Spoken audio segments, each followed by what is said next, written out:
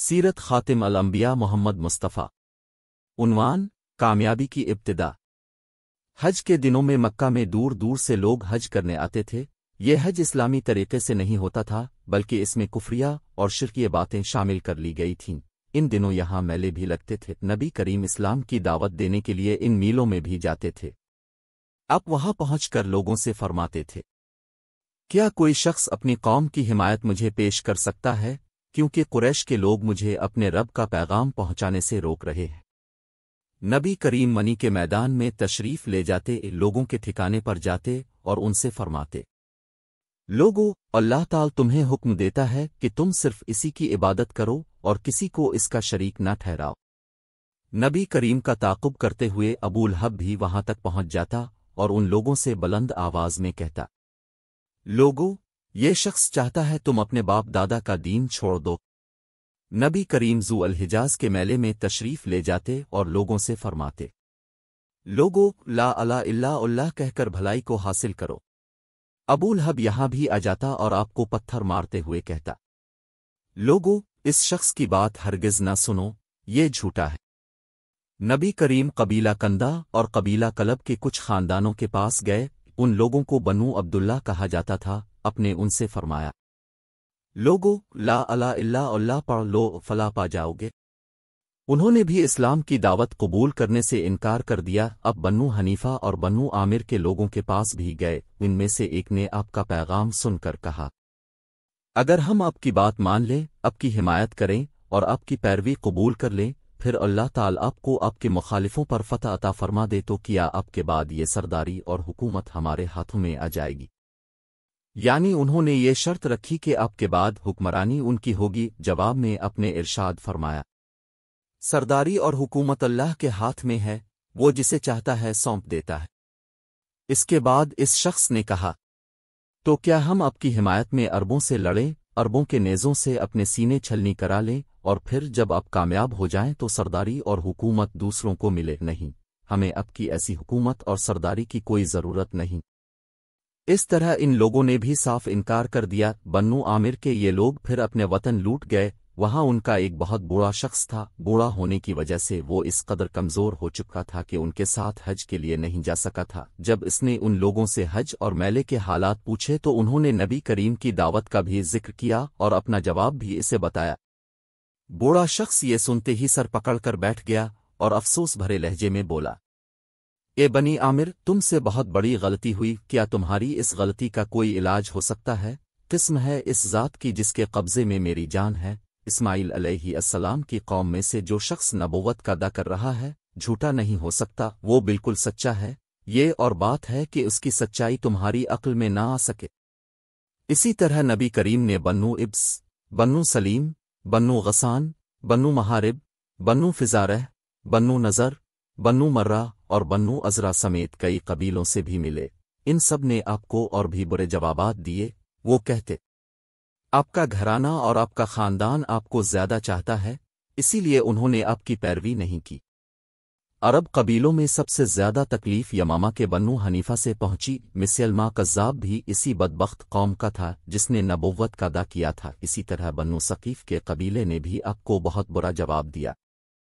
ان تمام تر ناکامیوں کے بعد آخر کار اللہ تعالی نے اپنے دین کو پھیلانے، اپنے نبی کا اکرام کرنے اور اپنا وعدہ پورا کرنے کا ارادہ فرمایا۔ اب حج کے دنوں میں گھر سے نکلے۔ وہ رجب کا مہینہ تھا۔ عرب حج سے پہلے مختلف رسموں اور میلوں میں شریک ہونے کے لیے مکہ پہنچا کرتے تھے۔ چنانچہ اس سال بھی اب مختلف قبیلوں سے ملنے کے لیے نکلے تھے۔ اب عقبہ کے مقام پر پہنچے۔ عقبہ ایک گھاٹی کا نام ہے جس جگہ شیطانوں کو کنکریاں ماری جاتی ہیں۔ یہ گھاٹی ادی مقام پر ہے۔ مکہ سے منی کی طرف جائیں تو یہ مقام بائیں ہاتھ پر آتا ہے۔ اب اس جگہ ایک مسجد ہے۔ وہاں آپ کی ملاقات مدینہ کے قبیلے خزرج کی ایک جماعت سے ہوئی۔ اوس اور خزرج مدینہ منورہ کے مشہور قبیلے تھے۔ یہ اسلام سے پہلے ایک دوسرے کے جانی دشمن تھے۔ یہ بھی دوسرے عربوں کی طرح حج کیا کرتے تھے۔ یہ حضرات تعداد میں کل 6 تھے۔ ایک روایت کے مطابق ان کی تعداد 8 تھی۔ اپنے انہیں دیکھا تو ان کے قریب تشریف لے گئے۔ ان سے فرمایا، میں آپ سے کچھ کہنا چاہتا ہوں۔ وہ بولے، ضرور کہیں۔ فرمایا، بہتر ہوگا کہ ہم لوگ بیٹھ جائیں۔ پھر آپ ان کے پاس بیٹھ گئے۔ ان لوگوں نے جب آپ کے چہرے کی طرف دیکھا تو وہاں سچائی ہی سچائی اور بھلائی ہی بھلائی نظر آئی۔ ایسے میں اپنے ارشاد فرمایا، میں آپ لوگوں کو اللہ کی طرف دعوت دیتا ہوں، میں اللہ کا رسول ہوں۔ یہ سنتے ہی انہوں نے کہا، اللہ کی قسم، اب کے بارے میں ہمیں معلوم ہے یہودی ایک نبی کی خبر ہمیں دیتے رہے ہیں اور ہمیں اس سے ڈراتے رہے ہیں، یعنی وہ کہتے رہے ہیں ان کے ایک نبی ظاہر ہونے والے ہیں، اب ضرور وہی ہیں، کہیں ایسا نہ ہو کہ ہم سے پہلے وہ آپ کی پیروی اختیار کر لے۔ اصل میں بات یہ تھی کہ جب بھی یہودیوں اور مدینے کے لوگوں میں کوئی لڑائی جھگڑا ہوتا تو یہودی ان سے کہا کرتے تھے، بہت جلد ایک نبی کا ظہور ہونے والا ہے، ان کا زمانہ نزدیک آ چکا ہے، ہم اس نبی کی پیروی کریں گے اور ان کے جھنڈے تلے اس طرح تمہارا قتل عام کریں گے جیسے قوم عاد اور قوم ارم کا ہوا تھا۔ ان کا مطلب یہ تھا کہ ہم تمہیں نیست و نابود کر دیں گے۔ اسی بنیاد پر مدینے کے لوگوں کو اب کے ظہور کے بارے میں معلوم تھا اور اسی بنیاد پر انہوں نے فوراً اب کی بات مان لی، اب کی تصدیق کی اور مسلمان ہو گئے۔ پے در پہ ناکامیوں کے بعد یہ بہت زبردست کامیابی تھی، اور پھر یہ کامیابی تاریخی اعتبار سے بھی بہت بڑی ثابت ہوئی۔ اس بیعت نے تاریخ کے دھارے کو موڑ کر رکھ دیا، گویا اللہ تعالی نے ان کے ذریعے ایک زبردست خیر کا ارادہ فرمایا تھا۔ اسلام قبول کرتے ہی انہوں نے عرض کیا، ہم اپنی قوم اوس اور خزرج کو اس حالت میں چھوڑ کر آئے ہیں کہ ان کے درمیان زبردست جنگ جاری ہے، اس لیے اگر اللہ تعالی آپ کے ذریعے ان سب کو ایک کر دے تو یہ بہت ہی اچھی بات ہوگی۔ اوس اور خزرج دو سگے بھائیوں کی اولاد تھے، پھر ان میں دشمنی ہو گئی، لڑائیوں نے اس قدر طول کھینچا کہ 120 سال تک وہ نسل در نسل لڑتے رہے، قتل پر قتل ہوئے۔ اس وقت انہوں نے اپنی دشمنی کی طرف اشارہ کیا تھا، لہذا انہوں نے کہا، ہم اوس اور اپنے قبیلے کے دوسرے لوگوں کو بھی اسلام کی دعوت دیں گے، ہو سکتا ہے اللہ تعالی آپ کے نام پر انہیں ایک کر دے۔ اگر آپ کی وجہ سے وہ ایک ہو گئے، ان کا کلمہ ایک ہو گیا، تو پھر اب سے زیادہ قابل عزت اور عزیز کون ہوگا؟ حضور اکرم نے ان کی بات کو پسند فرمایا، پھر یہ حضرات حج کے بعد مدینہ منورہ پہنچے۔ سیرت خاتم الانبیاء محمد مصطفیٰ۔ عنوان: ہجرت کا آغاز۔ اگلے سال قبیلہ خزرج کے 10 اور قبیلہ اوس کے 2 آدمی مکہ آئے، ان میں سے 5 وہ تھے جو پچھلے سال عقبہ میں اب سے مل کر گئے تھے۔ ان لوگوں سے بھی اپنے بیعت لی، اپنے ان کے سامنے سورۃ النساء کی آیات تلاوت فرمائیں۔ بیعت کے بعد جب یہ لوگ واپس مدینہ منورہ جانے لگے تو اپنے ان کے ساتھ حضرت عبداللہ ابن مکتوم صلی اللہ علیہ وسلم کو بھیجا۔ اپنے حضرت ابو مصعب صلی اللہ علیہ وسلم بن عمیر کو بھی ان کے ساتھ بھیجا تھا کہ وہ نئے مسلمانوں کو دین سکھائیں، قرآن کی تعلیم دیں، انہیں قاری کہا جاتا تھا۔ یہ مسلمانوں میں سب سے پہلے آدمی ہیں جنہیں قاری کہا گیا۔ حضرت مصعب بن عمیر صلی اللہ علیہ وسلم نے وہاں کے مسلمانوں کو نماز پڑھانا شروع کی۔ سب سے پہلا جمعہ بھی انہوں نے ہی پڑھایا۔ جمعہ کی نماز اگرچہ مکہ میں فرض ہو چکی تھی، لیکن وہاں مشرکین کی وجہ سے مسلمان جمعہ کی نماز ادا نہیں کر سکے۔ سب سے پہلا جمعہ پڑھنے والوں کی تعداد 40 تھی۔ حضرت مصعب بن عمیر صلی اللہ علیہ وسلم نے مدینہ منورہ میں دین کی تبلیغ شروع کی تو حضرت سعد بن معاذ اور ان کے چچا زاد بھائی حضرت اسید بن حضر صلی اللہ علیہ وسلم ان کے ہاتھ پر مسلمان ہو گئے۔ ان کے اسلام لانے کے بعد مدینہ میں اسلام اور تیزی سے پھیلنے لگا۔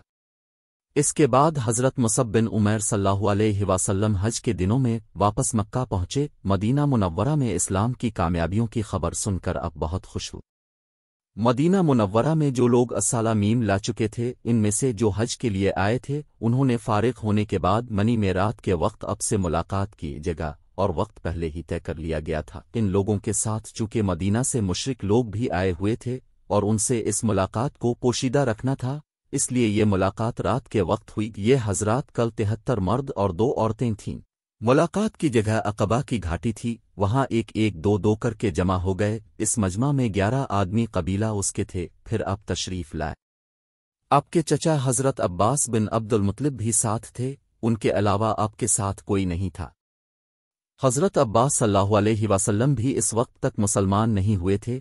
اس وقت اب گویا اپنے چچا کے ساتھ آئے تھے تاکہ اس معاملہ کو خود دیکھیں۔ ایک روایت کے مطابق اس موقع پر حضرت ابو بکر صدیق صلی اللہ علیہ وسلم اور حضرت علی صلی اللہ علیہ وسلم بھی ساتھ آئے تھے۔ سب سے پہلے حضرت عباس صلی اللہ علیہ وسلم نے ان کے سامنے تقریر کی۔ انہوں نے کہا، تم لوگ جو عہد و پیمان ان رسول اللہ سے کرو، اس کو ہر حال میں پورا کرنا، اگر پورا نہ کر سکو تو بہتر ہے کہ کوئی عہد و پیمان نہ کرو۔ اس پر ان حضرات نے وفاداری نبھانے کے وعدے کیے۔ تب نبی اکرم نے ان سے ارشاد فرمایا، تم ایک اللہ کی عبادت کرو اور اس کے ساتھ کسی کو شریک نہ ٹھہراؤ، اپنی ذات کی حد تک یہ کہتا ہوں کہ میری حمایت کرو اور میری حفاظت کرو۔ اس موقع پر ایک انصاری بولے، اگر ہم ایسا کریں تو ہمیں کیا ملے گا؟ آپ نے ارشاد فرمایا، اس کے بدلے تمہیں جنت ملے گی۔ اب وہ سب بول اٹھے، یہ نفع کا سودا ہے، ہم اسے ختم نہیں کریں گے۔ اب ان سب نے نبی سے بیعت کی، حضور کی حفاظت کا وعدہ کیا۔ حضرت براق بن مارور صلی اللہ علیہ وسلم نے کہا، ہم ہر حال میں آپ کا ساتھ دیں گے، آپ کی حفاظت کریں گے۔ حضرت براق بن مارورہ الفاظ کہہ رہے تھے کہ ابو الہسم بن التیحان صلی اللہ علیہ وسلم بول اٹھے، چاہے ہم پیسے کو محتاج ہو جائیں اور چاہے ہمیں قتل کر دیا جائے، ہم ہر قیمت پر آپ کا ساتھ دیں گے۔ اس وقت حضرت عباس صلی اللہ علیہ وسلم بولے، ذرا آہستہ آواز میں بات کرو، کہیں مشرک آواز نہ سن لے۔ اس موقع پر ابو الہسم صلی اللہ علیہ وسلم نے عرض کیا، اے اللہ کے رسول، ہمارے اور یہودیوں کے درمیان کچھ معاہدے ہیں، اب ہم ان کو توڑ رہے ہیں، ایسا تو نہیں ہوگا کہ اب ہمیں چھوڑ کر مکہ آ جائے؟ یہ سن کر اب مسکرائے اور فرمایا، نہیں، بلکہ میرا خون اور تمہارا خون ایک ہے، جس سے تم جنگ کرو گے اس سے میں جنگ کروں گا، جسے تم پناہ دو گے اسے میں پناہ دوں گا۔ پھر اپنے ان سے 12 آدمی الگ کیے، یہ 9 خزرج میں سے اور 3 اس میں سے تھے، اپنے ان سے فرمایا، تم میرے جانثار ہو، میرے نقیب ہو۔ ان 12 حضرات میں یہ شامل تھے سعد بن عبادے، اسد بن رواحہ، حبرہ بن مارور، ابو الہسم ابن التیحان، اسید بن حضر، عبداللہ بن عمرو بن حزام، عبادے بن سامت اور رافع بن مالک رضی اللہ عنہم۔ ان میں سے ہر ایک اپنے اپنے قبیلے کا نمائندہ تھا۔ اپنے ان جانثاروں سے فرمایا، تم لوگ اپنی اپنی قوم کی طرف سے اس طرح میرے کفیل ہو جیسے عیسیٰ علیہ السلام کے 12 حواری ان کے کفیل تھے، اور میں اپنی قوم یعنی مہاجروں کی طرف سے کفیل اور ذمہ دار ہوں۔ اس بیعت کو بین عقبہ ثانیہ کہا جاتا ہے، یہ بہت اہم تھی۔ اس بیعت کے ہونے پر شیطان نے بہت واویلا کیا، چیخا اور چلایا، کیونکہ یہ اسلام کی ترقی کی بنیاد تھی۔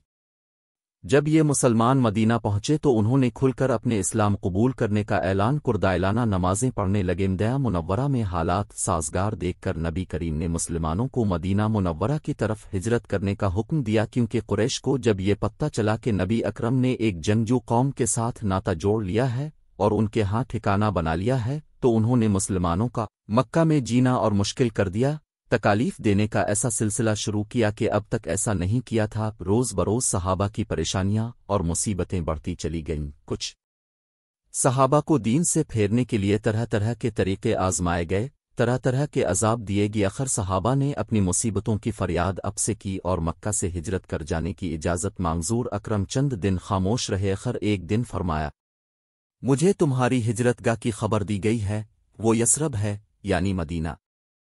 اور اس کے بعد حضور اکرم نے انہیں ہجرت کرنے کی اجازت دے۔ داس اجازت کے بعد صحابہ کرام ایک دو کر کے چھپ چھپا کر جانے لگے۔ مدینہ کی طرف روانہ ہونے سے پہلے نبی اکرم نے اپنے صحابہ کے درمیان بھائی چارہ فرمایا، انہیں ایک دوسرے کا بھائی بنا مسلایا۔ حضرت ابو بکر صلی اللہ علیہ وسلم اور حضرت عمر صلی اللہ علیہ وسلم کے درمیان بھائی چارہ فرمایا۔